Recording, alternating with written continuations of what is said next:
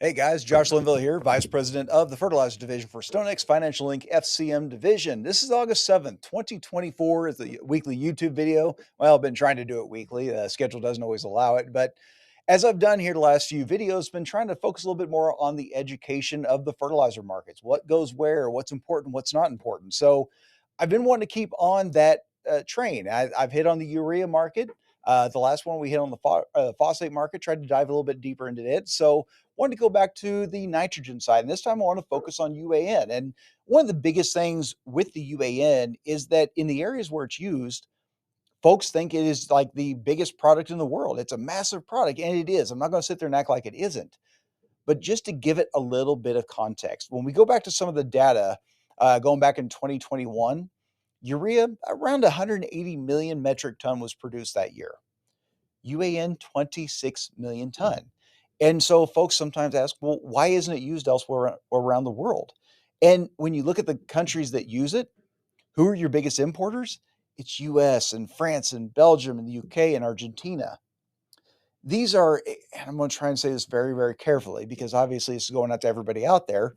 These are a little bit more technologically advanced farming practice countries, meaning that they have storage for liquid products, that they have the equipment to move the product, move the liquid, store it, apply it, those sorts of things. It does take a different approach to farming. When you look at urea, what do you typically see when you pull up a picture of urea? You talk about just urea being spread. If you were to go Google it, you're probably going to see a picture of somebody holding onto a bag mid throw with a handful of urea being chucked out into the field. That's how a lot of the world does that. And that's why urea is so popular. It is very, very easy to move dry goods as opposed to something liquid. And so liquid just, it's a harder product to move. It's a great product. It's a fantastic source of nitrogen, but it's very difficult to use. So keep that in the back of your mind. That's why we see it be such a small product around the world compared to some other nitrogen products. But again, just to give you a little bit of sense, this is looking at the 2023 numbers. These are the biggest 1, 2, 3, 4, 5, 6 buyers of UAN in the world. Now, if we were to rewind the clock a couple years, this would look different. France would not be there. Some of these countries would not be there because Europe is continuing to have some struggles with their own production. That means they are a bigger buyer. This is how quickly these trade flows change around the world. Something where they weren't even in a top 5, top 10, all of a sudden, second biggest buyer in the world with France. Now, who's some of the bigger sellers? Russia, number one out there. When we go back to early 2022, when all these fertilizer prices spiked, they were at the highest levels they either had been or very close to those highest levels they ever had been. Russia, we thought we were going to lose their exports.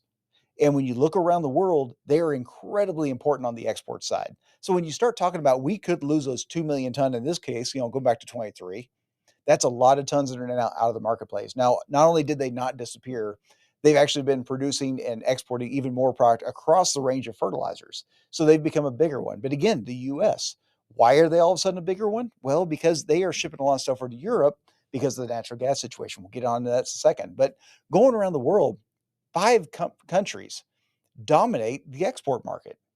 Like I said, it's just not the same. When you go to urea and you go to phosphates and things like that, it's not too hard to build out a top 10 list. UAN, it gets to be a struggle. So, what are some of the supply issues we're dealing with on the UAN market today? Number one is Europe and their production situation. Number two, Russia, the biggest exporter, dealing with tariffs around the world. And number three, Trinidad gas curtailment. So, the first one, talking about Europe, remember when they first started looking like they were going to enter Ukraine, they were going to make the invasion. Everybody thought there's no way, but then it actually looked like it was going to happen. Europe was upset and relations started to deteriorate. I always struggle with that word. And eventually, Russia just said, you know what? Fine. We're going to stop your flow of natural gas. And eventually, just to make sure, add insult to injury, somebody out there went and blew up the pipelines. So not only was it just the fact that Russia would not put natural gas into the pipelines, somebody blew them up. And these things are sitting under a lot of water. It's not, you don't just go through and patch it. It's going to take a lot of work. There's been seawater sitting in these things for a while. So that pipeline is going to take a lot of effort to get back.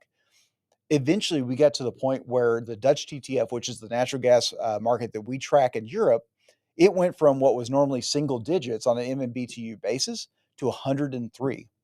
Now, fortunately, the world has figured it out. Supply patterns, they're getting a lot of supply coming in, and it's gotten down to like the $10, $12 range. Their production rate has climbed back up to about 75% of normal. And that's a big win. But unfortunately, when we look at the numbers, take a look at UAN. Western, Central, and Eastern Europe, they account for about almost a third, almost 30% of the UAN produced around the world. And a quarter of their production is still offline. Guys, that's a lot of product that is not on the world market. That disrupts every single buyer out there. Your price is different, the large part because European production is still 75% of normal. Now, unfortunately, we're not seeing relations with Russia improve. We are not seeing a situation where that pipeline is being fixed. So it's really hard to see a situation where that last 25% is coming back anytime soon. The global S&D is tighter because of it. Um, Number two, trade tariffs against Russia. Australia has basically blocked Russia fertilizer from coming there. Canada's done the same thing. The EU, it's not impossible, but it's very difficult. They're not thrilled with the idea of doing anything with Russia. This disrupts global trade routes. And to give you a sense, this is looking at Russia's exports 2021 on the bottom right, 22 bottom left, and then 23 this year, or I'm sorry, last year on the top. And look at some of those changes. Russia used to send a tremendous amount of product down to Australia, not a ton in 2023. Where'd those tons go? The US picked up a lot of it. Well, what about France? That number is, it's not terrible. It's about in line with 22, a little bit, about double what it was back in 21. They've taken a little bit more. You start going through these and you start seeing these little shifts on it. And this is the market's way of trying to circumvent all these tariffs. It's trying to find new places to go. If I can't go to Canada, I'm going to go to the US. If I can't go to Australia, I'm going to go to France. I'm going to go to these different places and try and make sure I can clear my product. This has been really, really tough for those countries blocking them, but it's a huge windfall for the countries that can take that product because now all of a sudden they're getting a very, very motivated seller. So, like I said, it's great for places like here, US, North America.